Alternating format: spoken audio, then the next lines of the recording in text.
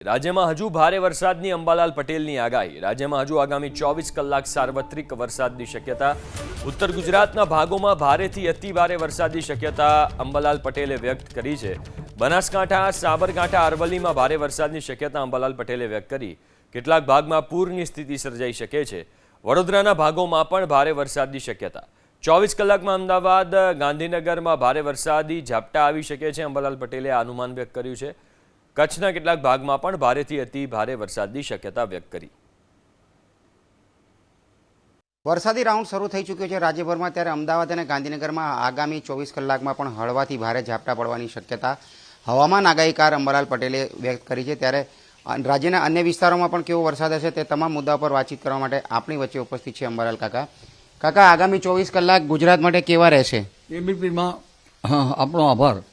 આગામી 24 કલાક અંગે જોવા જઈએ તો હવે એક મજબૂત સિસ્ટમ ગુજરાત ઉપર કેન્દ્રિત થયેલ છે, જેના કારણે આજે લગભગ ગુજરાતના સાર્વત્રિક ભાગોમાં વરસાદ થવાની શક્યતા રહેશે. થોડો ઘણો પણ અન્ય ભાગોમાં ઓછો પણ રહી શકે, પરંતુ જોવા જઈએ તો જ્યાં વરસાદ ઓછો હતો તેવા રાજકોટના ભાગોમાં પણ હળવો ભારે વરસાદ થવાની શક્યતા રહેશે.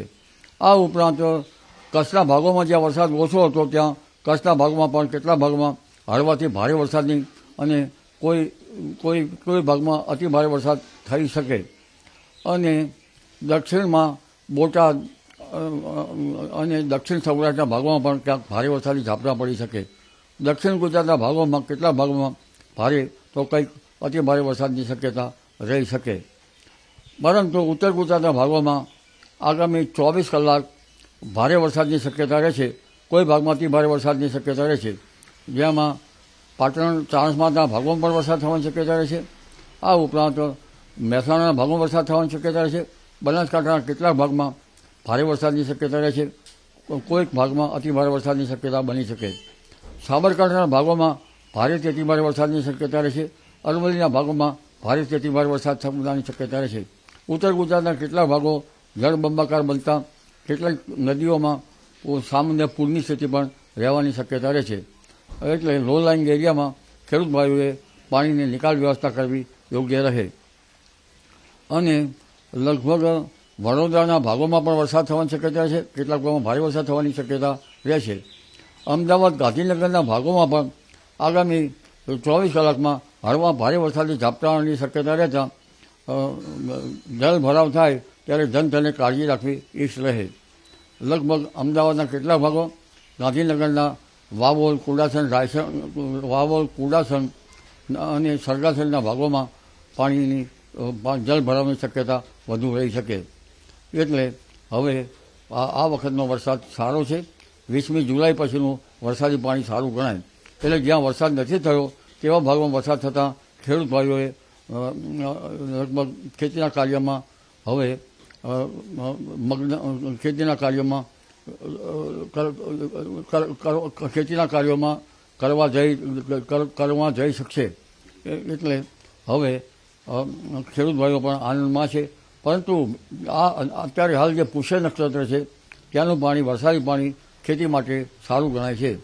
એટલે ખેડૂત ભાઈઓએ અત્યારે વરફ થઈ કૃષિ કાર્યો કરવાથી પાકનો ઉગાવો પણ સારો થઈ શકે. પરંતુ હજુ પણ વરસાદની સિસ્ટમ બેન છે. તારીખ 28 થી 30માં પણ વરસાદની શક્યતા રહે છે. અને આ માસના અંતમાં પણ બંગાળ ઉપસાગરમાં એક સિસ્ટમ બનવાની શક્યતા રહે છે. એટલે વરસાદ તો ઓગસ્ટની શરૂઆત સુધીમાં પણ અને ઓગસ્ટના મધ્ય ભાગમાં પણ રહેવાની શક્યતા રહેશે. 3 ઓગસ્ટ આસપાસ અણધારો વરસાદ થવાની શક્યતા રહેશે. 9 ઓગસ્ટથી વરસાદ થવાની શક્યતા રહેશે. જો 3 ઓગસ્ટની આસપાસ અને 9 ઓગસ્ટની આસપાસ જો ભારે વરસાદી ઝાપટા પડે તો પછી ભારે વરસાદ થવાની શક્યતા રહેશે. કારણ કે આશ્લેષા નક્ષત્રમાં કહેવાય છે કે આશ્લેષા ચગી તો ચગી અને ફગી તો ફગી. એટલે પરંતુ આશ્લેષા નક્ષત્રમાં મોટા ફોરાનો વરસાદ થાય છે. આમ છતાં વરસાદી પાણી સારું ગણાતું નથી. એટલે વરફ થયે ખેડૂત ભાઈઓએ કૃષિ કાર્યો કરવા સારા રહે. કાકા, ખાસ દક્ષિણ ગુજરાતમાં બહુ ભારે વરસાદ પડ્યો છે, નવસારી, વલસાડની આસપાસમાં. હવે આગામી 24 કલાકે અથવા 2-3 દિવસ દક્ષિણ ગુજરાતમાં વરસાદની દ્રષ્ટિએ કેવા રહેશે દિવસ? દક્ષિણ ગુજરાતમાં હજુ ભારે વરસાદની શક્યતા રહે છે. લગભગ આહવાના વલસાડના ભાગો અને નવસારીના કેટલા ભાગમાં ભારે વરસાદી ઝાપટા પડવાની શક્યતા હજુ પણ રહેશે. કચ્છ સૌરાષ્ટ્રમાં શું સ્થિતિ રહેશે? કચ્છ અને સૌરાષ્ટ્રમાં તો મુખ્ય સ્થિતિ ત્યાં વરસાદ ઓછો હતો, એટલે આ ક્ષેત્રોના કારણે કચ્છના કેટલાક ભાગમાં ભારે વરસાદ થવાની શક્યતા રહેશે. કોઈ એકલ લોકલ ભાગમાં અતિ ભારે વરસાદ પણ થઈ શકે. અને રાજકોટના ભાગમાં પણ વરસાદ ઓછો હતો, એટલે રાજકોટના ભાગમાં પણ વરસાદ થવાની શક્યતા રહેશે.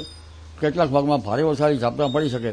રાજકોટ જિલ્લાના ભિન્ન ભિન્ન ભાગોમાં પણ વરસાદ થવાની શક્યતા રહે, જેથી ખેડૂત ભાઈઓ માટે આ વરસાદ સોના જેવો રહે, કારણ કે પુષ્ય નક્ષત્રનું પાણી છે.